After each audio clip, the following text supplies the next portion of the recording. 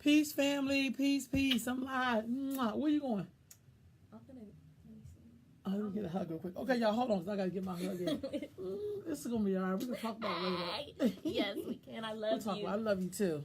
That's deep right there. But I got you, sis. All right, family. I'm sorry. You know how that go. You know, your duties call. All right, so we're gonna be on live in a minute with a dear sister friend and her husband.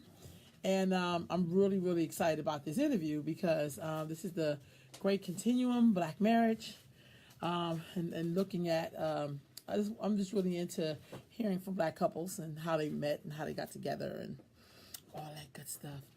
So that's what we're going to talk about today. So I'm going to see if I can get her on the line here. Let's see. She should be on here. Hold on, family. Let's get this crackulating. And I usually try to do these interviews in 30 minutes time and everything. You leave tomorrow, but call me though. I will. All right. If I have time, I'm gonna try to stop by. Please, because I'll be here. I'll be in here working. Okay. All right. Peace, dear sister. So we're getting ready to do an interview. I'm waiting for the dear sister to log herself in. Let's see. I'm waiting for the sister to log herself in so we can get this interview on. Let me call her right now and tell her that I'm live. So she's in her husband's office, so let me call her real quick. And boy, the world is something else. That's a whole other story. I have to maybe talk about that later on in terms of how do we protect young folks who are out there doing the work and not necessarily being, there you go. All right, y'all. Bam. Bam. I'm adding this sister onto the mix.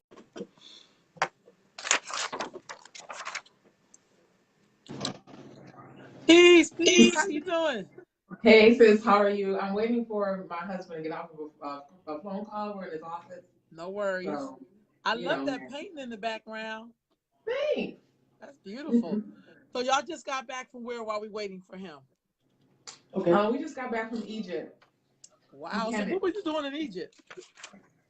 I was assisting Master Yasir Rahotep in Kemetic Yoga. So I was assisting him to certify some beautiful students that we had from around the globe. And I also insisted that my husband come for his birthday. So it was a birthday present to him, you know, to take him back home, take him to the continent, you know, and have him experience all the things that he's spoken of. Here he is. Right on. Hi, peace, how are you? Peace, how are you? I'm fine. Oh, good. You gonna adjust your camera? Okay. The volume. Okay. Okay, I guess that's it. So y'all sound wonderful out here, so that's good. Oh, okay, good. Can you see us? You said, y'all look wonderful. Y'all look like a king and queen, so it's all good. Oh. Really look like royalty. Royalty. So thank y'all for joining me on the Great Continuum, looking at Black marriage. I'm doing this series because it seems like in terms of media, they don't even show us together anymore. Which we know that's like we're together. Everybody knows we're together and we're married. You know what I mean? Oh, we together. Yeah. So I wanted to ask you some questions around your ideas, your thoughts about marriage, because I think sometimes you have to leave a blueprint and hear other people's stories to help you inspire your own. And so the first question I want to ask you, how long have you all been married or been together? Wow. Well, we've been married 7 years. Okay. But we've been together. On and off 9 years, but we've known each other for 22 years. Right on. The question has to be understood. Okay. In terms of what do you mean by together? We've known each other for 22 years. Right on. We have been friends for most of that time. Mm-hmm. Okay. And that's important to clarify. Right on. We've been married 7 years. Now, we took a year before we relocated, before we decided to get married. All right. Yeah, so the reason I'm saying that is because I've been married, you know, before. In fact, when I met her as a younger woman, I was married then. but we remain friends. So I want to make sure that that's clear so that there's no misunderstanding. Right on, right on. So for both of you all, when you were growing up, what was your ideals of marriage? My idea of marriage was not a positive one. I didn't witness a positive, productive, reciprocal marriage amongst my mother and my stepfather. My stepfather was very much a yes man. My mother wore the pants in the house. She ran the house, so that was something that I saw as an example of marriage. But as a child, I knew it wasn't right. I knew that wasn't the natural order of things. My stepfather didn't have much of a say. He just did as he was told, and so I never wanted to get married. Mm. That was my view. I never ever wanted to get married. I never dreamt about my wedding. I never dreamt about having children. So me sitting here right now is really surprising. But That's it's beautiful. wonderful. I just the ancestors sent me the right person for sure. Right on. What about you growing up, marriage? Growing up, marriage. Your views on marriage? I don't have, I don't have, I've never had an objectionable opinion about marriage. Now, as verification of that, I've been married more than twice, three times, in fact. My view is that if a person is going to care about a person, there should not be any reason why that person should not be made a part of your life. Okay? Now, needless to say, when you're a younger male, thereby person, there's much that you do not know. And as such, you're going to make misjudgments. There's skills that you need that you do not have. There's understanding that you need to bring to a relationship, if you like, that you do not have. So it requires something very different of you. And some of that, fortunately or unfortunately, you cannot learn until you go through the process itself. Particularly when you do not have grandfathers and great grandfathers who can advise you about things that your father cannot. Mm. And that's important because my father, for example, was married when he was 22 years old to my mother, who likewise was 22 years old. Well, what does one know at 22? You see? So if you're going to explore the idea of your care for someone, there's skills, talents, experience that you need, but that experience can only come by way of advice, suggestions, and recommendations from persons who are older than you. The nucleus of the family affords you the opportunity to gain that, provided that family is there. And for African people specifically, much of that family is not there for a variety of reasons historically that speak for themselves. So I don't know if that entirely answers your question. Oh, no, it does. Yes. It does. It gives great framework. Sometimes we don't always know the framework. And so I think that you kind of bring a lot of that, like looking at the framework of why, how when you're 22 years old, you get married, what does marriage really mean? As opposed when you get married much younger. And speaking of that, what is the purpose of marriage to you all? What is the purpose and its meaning of marriage? Why do people do it? Why do you get married? Why did y'all get married? Well, as I mentioned before, I never had a desire to get married just because I didn't have a positive example of it. But I decided to marry Yusef because he was the only man in my life that made me feel safe, made me feel secure, made me feel protected, and poured into me. Like he taught me every time I came encounter with him, I was always learning something. Um, and just our vibration was just really strong. When I first met him when I was 26, I was very drawn to him. And I didn't understand why, because we have a 26-year age difference. And it was just very strange to me. And he was just undeniable. And so, I mean, 14 years later, I decided to marry him, just because really because of his pouring into me. Mm. He really helped me realize who I was as a woman. He helped me realize who I was as an African woman.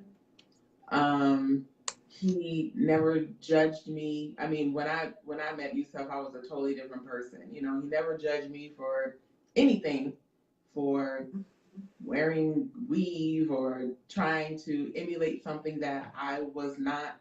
He was just very patient with me and very tender with me and very loving with me. And I didn't have that in life, you know. And he was the first one that started that way and continued to be that way. His consistency just made me stand in love with him. You said he poured into you. I'm making notes. That's what you see me doing on the side, which I Yeah. think is very key because the sister I interviewed the other day, she said the same thing about her husband, that he Oh. poured into her. And it Mhm. was the security and helping her to grow. You know what I Yeah. mean? And that's awesome. What about you, Mr. Youssef? Marriage, purpose, Well, marriage to her or marriage generally? marriage general. Like, when you think of marriage, what does that really mean? Uh, I think that we have to regain the understanding that if you are going to care for a person, you must be able and willing to look beyond the person that's in front of you. You must understand that you're not marrying simply a person. You're marrying all of the things and all of the care, concerns, and lineage that comes along with that person. That means that you're really marrying families, if you like. Mm-hmm. You're combining a number of things that you are not likely to know a great deal about at the time, but you certainly have to be open up to learning as time passes. That means that if you're going to involve yourself, it means that you have to be open up to making errors, open up to understanding, open up to things that you would not know ordinarily, and also developing the skills, the talents, and abilities to combine what you don't know with what you need to know. If you do that, then you open up the possibility that the relationship, the marriage, the familyship that can happen between you and your family and her family, if that's the case, is going to potentially work. But it requires your being open to those possibilities. There's so much that we do not know, and so much have been short circuited as African people specifically, but certainly having to do with our stay and forced migration, if you like, to this country. We seem to have an illusion that somehow, because we're in the year 2018, that things are somehow okay. They're not. And that's obvious if we open our eyes and see the amount of incarceration of young men, the amount of deaths that are happening within the streets by legal force, not necessarily illegal force, but also illegal force. All of those things happen has a lot to do with our sense of stability and community as people. That has something to do with how we've managed our households. It has something to do with so many absent fathers. We have situations where most men who are fathers have yet to learn how to be sons. Mm-hmm. And thereby, we have a lot of fathers who would like to be good fathers, but they've never become men because women, I say this with great love and admiration, women cannot raise men. Right And on. we cannot ignore that. Well, that has something to do with the quality of fathers that we get based upon the qualities of sons that we produce. So all of those things, we have to heal the family again by making sure that we have good sons so we can end up with good fathers. And that has something to do with the quality and capability of our selecting mates and making constructive decisions about how our families would like to be, so that when we do select one, we're actually selecting a mate with that understanding and combining families to further what we want to do as a community, as men, as women, and subsequently as grandfathers, great grandfathers, etc., etc., etc. So, okay, so Brother Youssef, my question, you just hit on something. So if there's a man out there and he really wants to be a better man or a good son, how do you propose he starts to do that? He can do that by understanding that character plays a major part of his ability to be a quality human being. And if that's true, it also has something to do with him as a male who wishes to be a man. Now, that has to do with the idea if one understands ethics, integrity, honor, responsibility, and accountability, then one is working on that as a process of growing and developing. Because what familyhood does, what community does, what our tribal relationships, if you wish, as a community provided, was speaking to those five traits that I just mentioned. Because in the absence of having men of character, you can have men who have money, but they don't have any sense. Mm. If you do not have men who have a sense of dignity, pride, honor, a sense of willingness to engage in keeping their agreements, not only with others, but first and foremost with themselves, then of course you have no one that you can count on because the person cannot count on themselves. So, as a part of what I do as a vocation and as an avocation is assist men to understand they must be good sons, and all men are sons. But they need to have a perspective of sonship so they then can do something about what it means to not only be a son, but also to raise their own sons. Wow. That men must be good sons. I had to like put that on there. That just rang a bell for me because you are a son before you become a man, and before you become somebody's husband, you're a son. It's useful. Yeah, I mean it's very useful. So my next question is, how did you know y'all wanted to get married? How did you know that y'all wanted to marry each other? Well, let me address something that I haven't addressed. Sorry. Um, if one is going to embrace someone, then one has to be willing to allow them to be the way they are, first and foremost. Right. If you're going to do that, then there has to be some place for that which you can offer to the person that you care about. There must be some place for that offerings to go. Mm-hmm. It's sort of like you cannot pour a gallon of water in a thimble. It just isn't possible. One of the wonderful things about my queen here is that she offered me the opportunity to offer her that which I knew. So there was some place for the something that I wanted to share to go.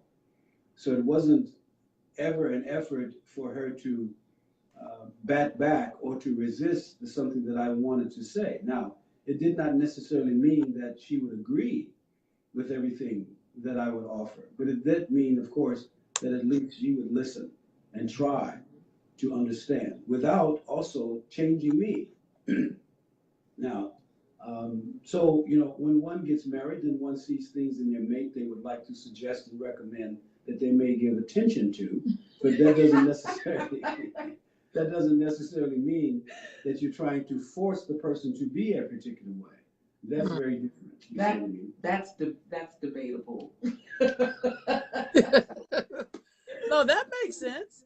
So how did you know y'all wanted to marry each other though? Since you have been married Well, before and she didn't really want to be married.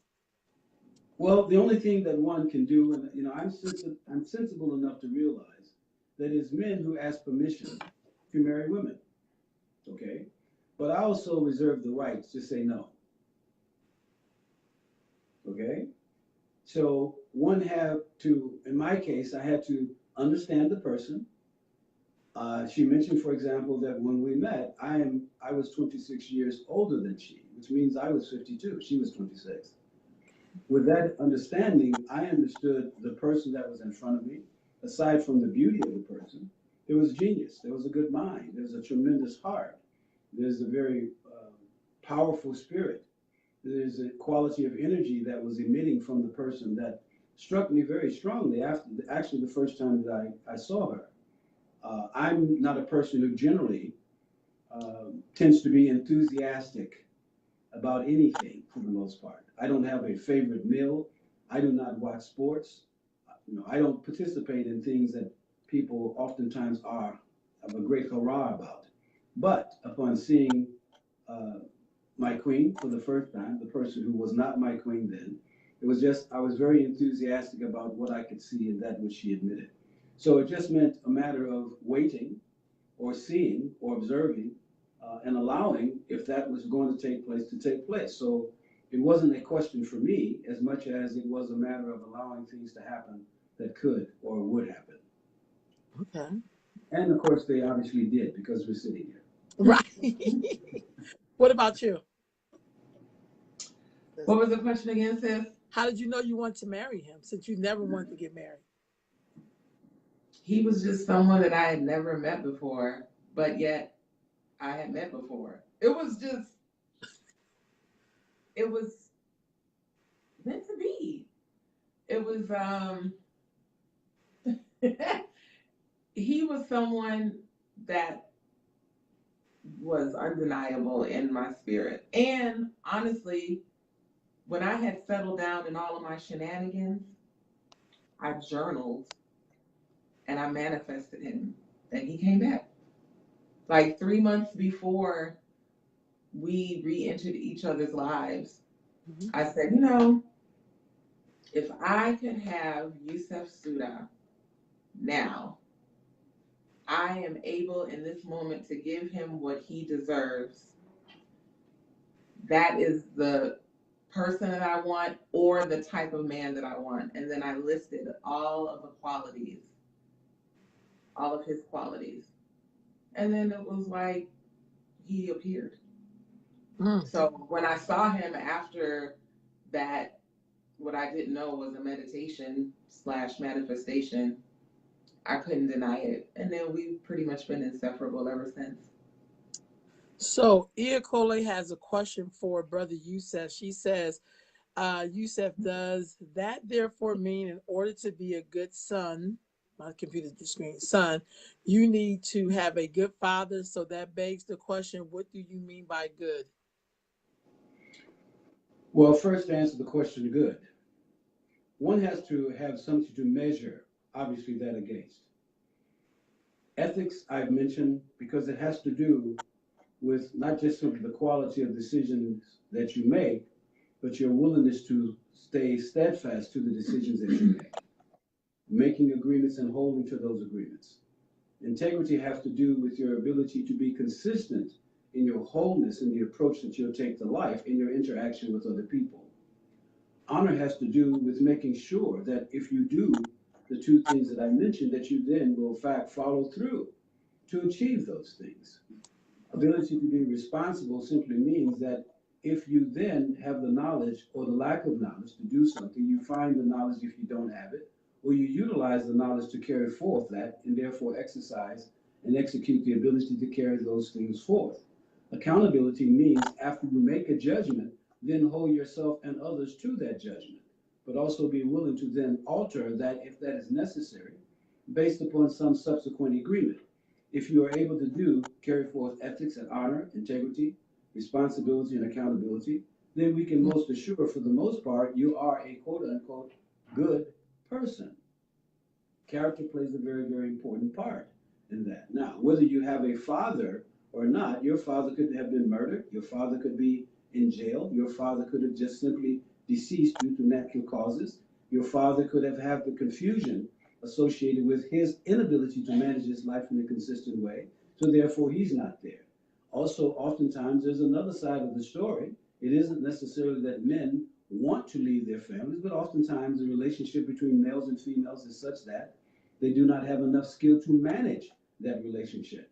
Right. So the boy or the child ends up with the mother because of a series of things that you and I know, that can be discussed at great length, et cetera, et cetera, et cetera. But the boy particularly must have some guidance that comes from a male who's interested in enough with him or toward him to assist him to develop those traits that I mentioned. If that's true, then that can be a mentor, that can be an uncle, that can be a grandfather, that could be a great grandfather. And in fact, I would love to have people in a course that I instruct in have great great grandfathers. That would be marvelous. But there must be male guidance with the idea that those 5 things that I mentioned as a part of the schedule, training, effort, and energy that's poured into that young man, so that at some point he has the ability to make decisions, keep to those decisions, honor those decisions, be accountable, and be responsible to himself and to others. And if that's done, I think you pretty much have a good son.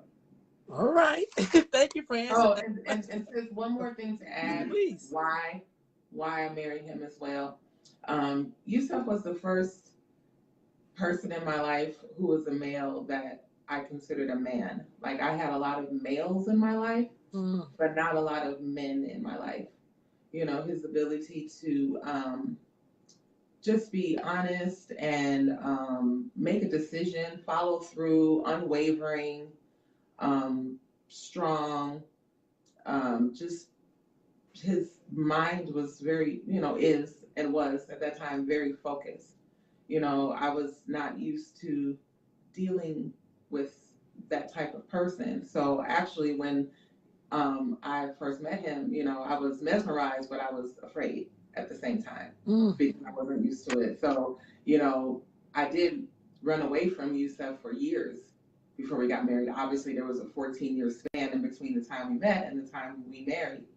But I wasn't ready. I was still not ready to accept the love that I deserved because I didn't think I deserved it. Mm. So let me ask you this: once you got married, did your environment change? Did your friends change? Sometimes when people get married, they tend to be around more people who sometimes may be married, not as single. Like, did that environment change for you all? All of the above. Everything. I had a best friend for 26 years. This man was my best friend. When he knew that I was serious about Yusuf, he cut me off. Yeah. Wow. He did not want anything to do with my life as a married woman. Even a lot of my single girlfriends, there's only, my long lasting friend through marriage, my girlfriend Mia, my bestie in New York City, she stuck with me and she's been wonderful. And all of the people who were supposed to be my friends where I lived, no. I don't know, it's very strange. Like, when you get married, your social circle changes immediately. It's very, I didn't understand it. And I was actually devastated by it, because I had some very long term friendships, I mean, even family, my Aunt Dolly, I talked to her every day. But yeah, it pretty much was was just him and I after we got married, and then moving to Las Vegas. And we have our family here, but yes, definitely changed. Wow. What about you? My friendships didn't really change that much. Who are who the men who are a part of my life have remained a part of my life for 20, 30 years and longer. And they remain that way. I have a friend that I haven't seen for 9 years, and we met purely by coincidence. His uncle was my mentor. Only by discovering that he had the same last name as my mentor did he and I become friends. We haven't seen each other for 9 years, but we've talked every day, and I mean literally every day since we met each other. Every day. Every day. And night. Those nights, sometimes twice a day.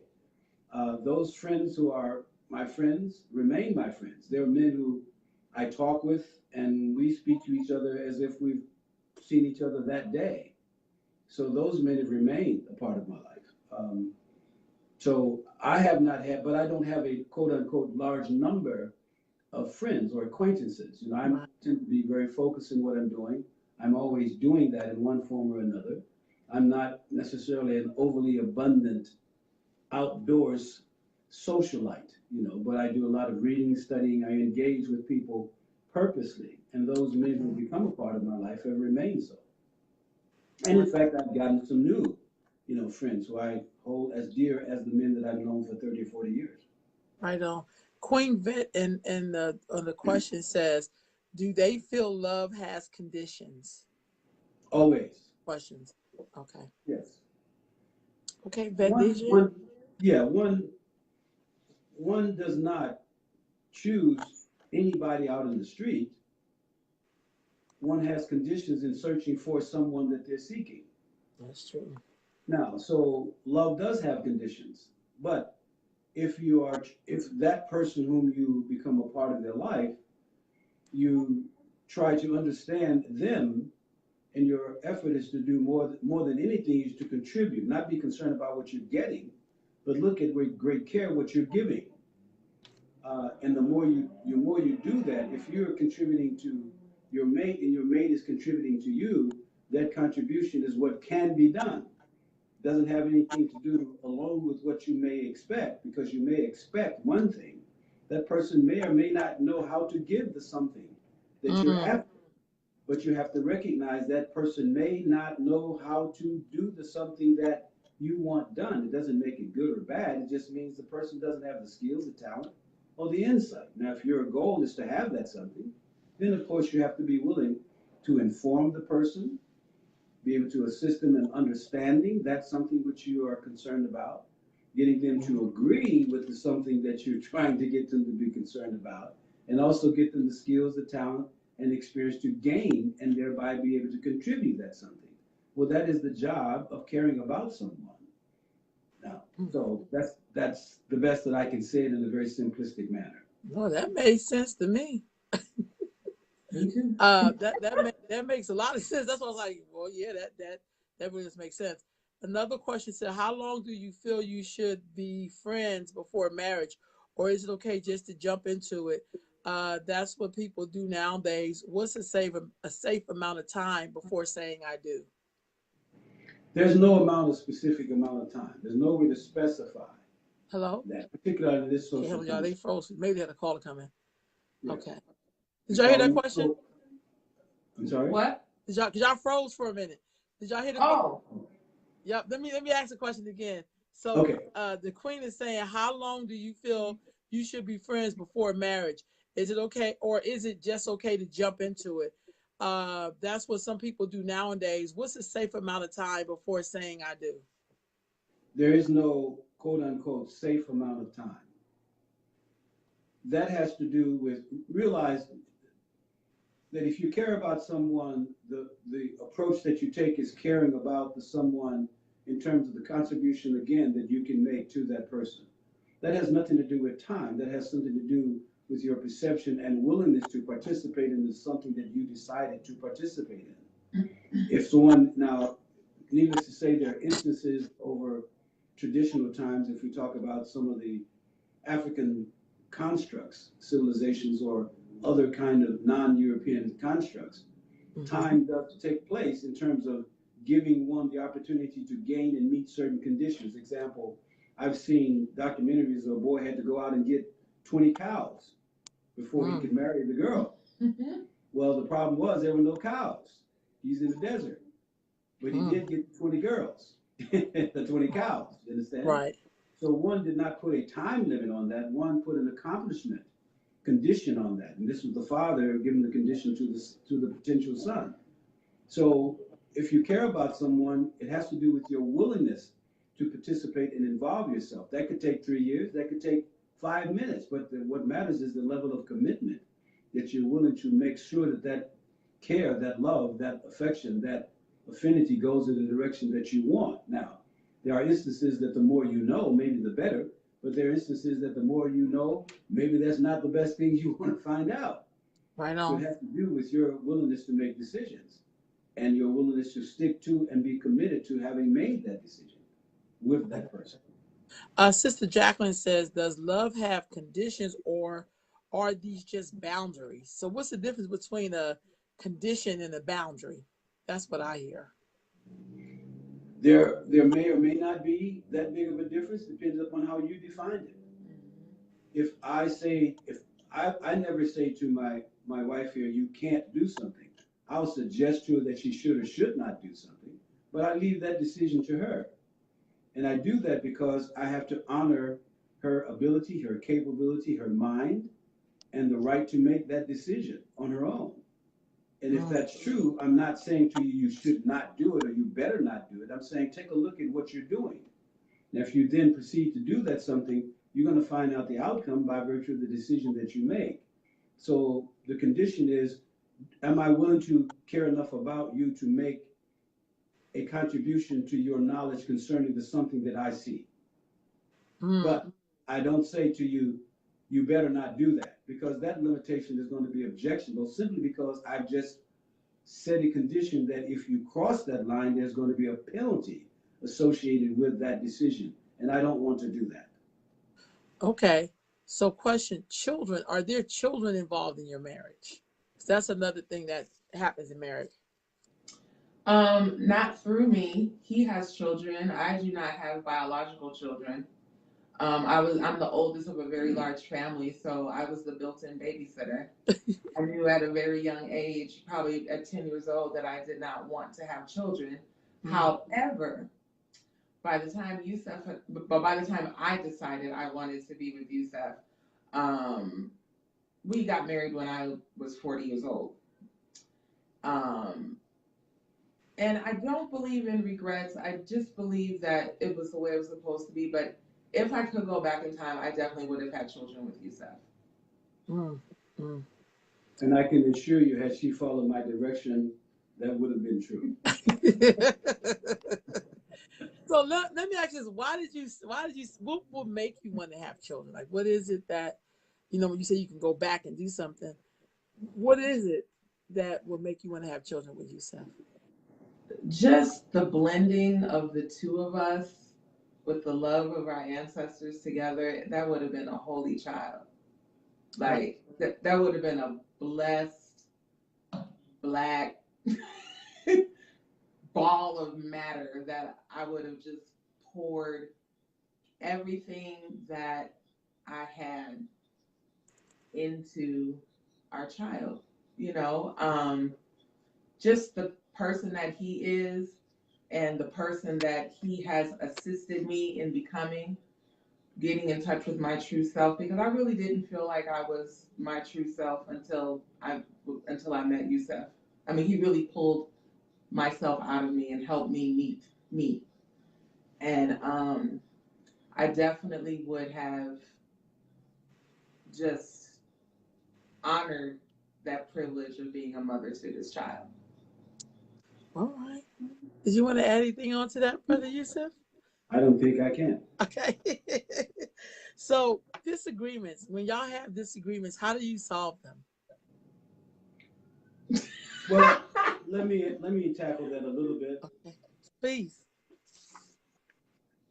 For me, what was very important was that I learned the person who is now part of my life. And that took learning, took a willingness to learn. I have 9 sons and 2 daughters, so I have 11 children. Wow. Okay. Now, so no, my 9 children. That's awesome, my children. Yeah, my children are all adults. So engaging with them as people means that you have to, and I've done this with them, I have to honor the person that's in front of me. I never taught my children that they were little children. I dealt with them as people who happened to be gaining size and age. Okay.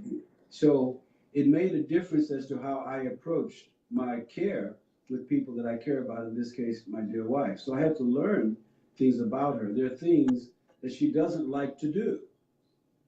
There are things that she doesn't want to do. There are things that she's learning how to do. There are things that she's changing about herself so that she sees that there may be other things that she needs to incorporate in her life. Aside from what she wants to do, there are some expectations that she has that might be useful to both of us if she is willing to include those things. Well, that means learning the person as well. Not forcing the person, but trying to understand the person. And with the understanding, then comes the ability to not engage in something, you see? So that's important. So all of those things become very valuable to realize in your interaction with another person and caring about them. Because no one is going to be all that you want them to be or the way that you think they ought to be. But you have to allow them not to be a certain way, as well as hope that they can become different, if you like. This year for us, in my opinion, was our most difficult year of marriage so far.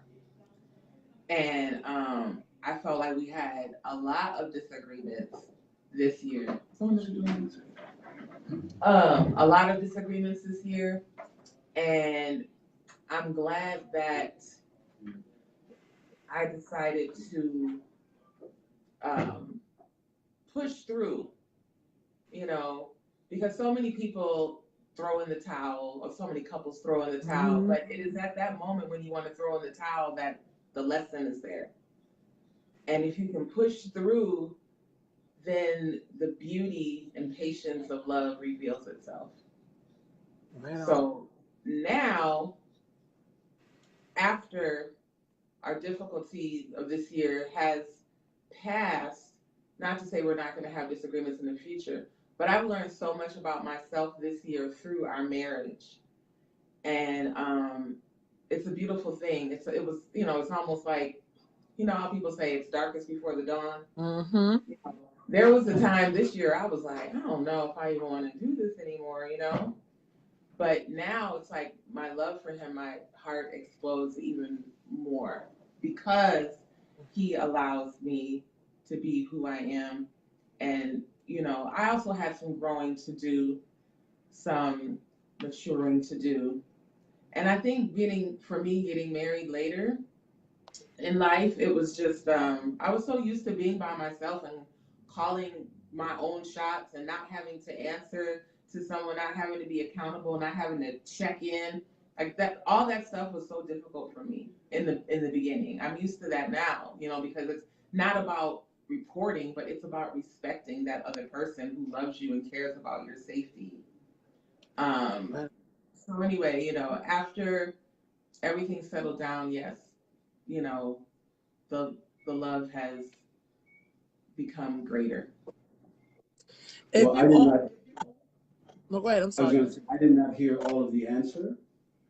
I did hear part of the question, but I have a young man who needs some assistance. But just think about this.